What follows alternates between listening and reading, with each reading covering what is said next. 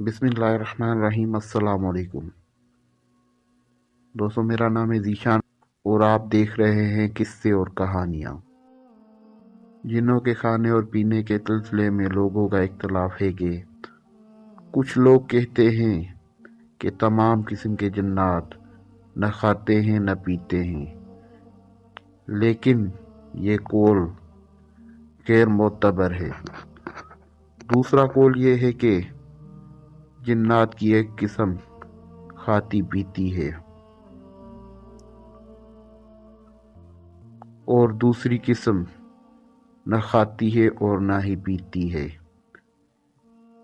तीसरा कौल ये है कि तमाम जिन्नात खाते और पीते हैं, अलबत्ता उसमें इख्तलाफ ये है कि कुछ लोग कहते हैं वो चबाते हैं और निगलते नहीं, और कुछ ये कहते हैं कि वो सिर्फ सूंघते हैं, मगर उसकी कोई दलील नहीं। दूसरे लोग कहते हैं कि वो चबाते और निगलते हैं, और यही कौल सही तरीन है, जिसकी शहादत सही अहादीस व नसूल से मिलती है। बुखारी में अबू हुरैरा रज़ी अल्लाह तआला अन्हु से रिवायत है कि नबी करीम सल्लल्लाहु अलैहि वसल्लम ने उनको इस्तंजा के लिए कुछ पत्थर लाने का हुक्म दिया और कहा कि हड्डी और गोबर न लाना। उसके बाद जब अबू हुरैरा रज़ी अल्लाह तआला अन्हु ने आप सल्लल्लाहु अलैहि वसल्लम से हड्डी और गोबर न लाने का राज मालूम किया तो आपने फरमाया, ये दोनों चीज़ें जिन्हों की ग़िज़ा है। मेरे पास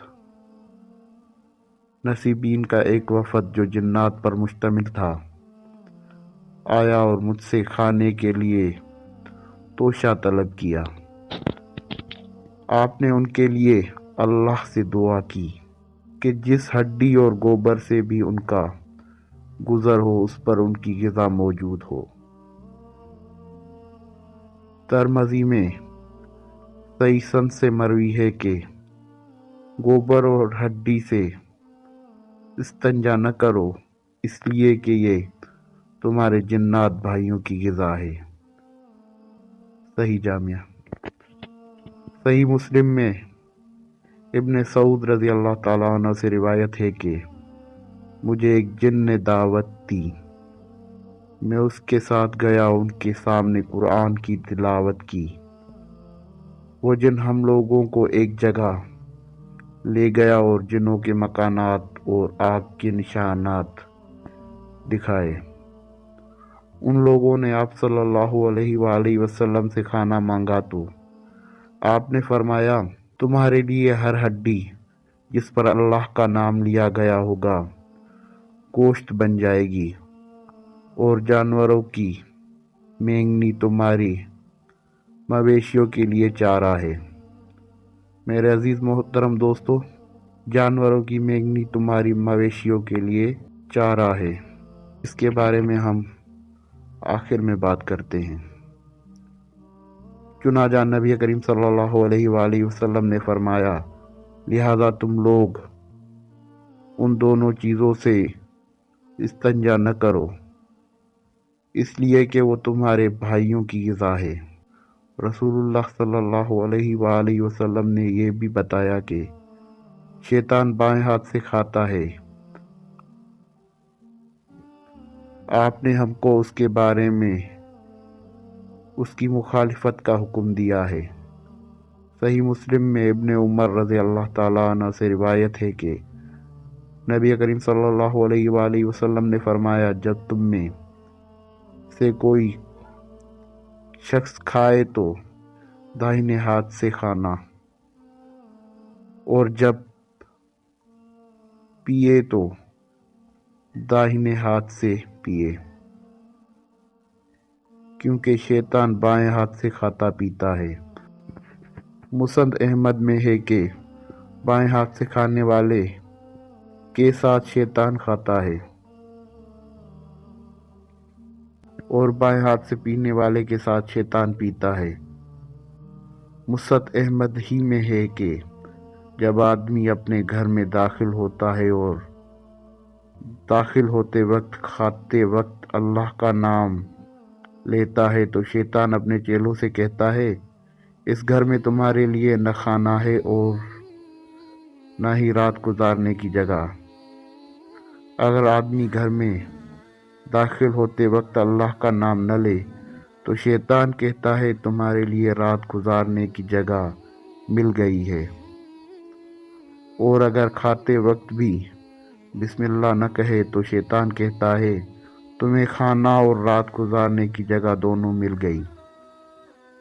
مذکرہ بالا نصوص اور احادیث سے قطعی طور پر معلوم ہو گیا کہ شیاطین کھاتے اور پیتے ہیں، جس طرح انسانوں کو اس گوشت کے کھانے کی ممانعت ہے جس پر اللہ کا نام نہ لیا گیا ہو، اسی طرح مومن جنات کے لیے رسول اللہ صلی اللہ علیہ وآلہ وسلم نے ایسی ہڈی کو کھانے کی اجازت دی جس پر اللہ کا نام لیا گیا ہو۔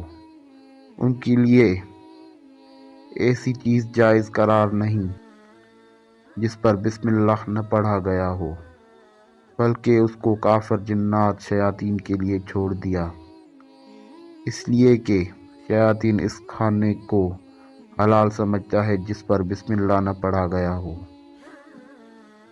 اسی بنیاد پر بعض علماء کا خیال ہے کہ مردار چیز شیطان کی غذا ہے کیونکہ اس پر اللہ کا نام نہیں لیا گیا۔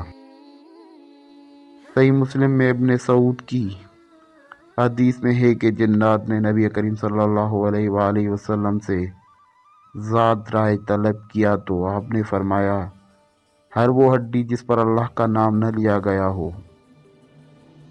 تمہارے ہاتھ میں گوشت ہو جائے گی، اور ہر میگنی تمہارے جانوروں کا چارہ ہے۔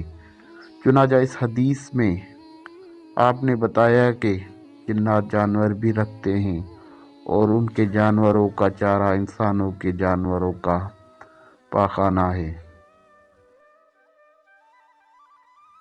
سبھی دوستوں ایک بار درود شریف لازمی پڑھیے۔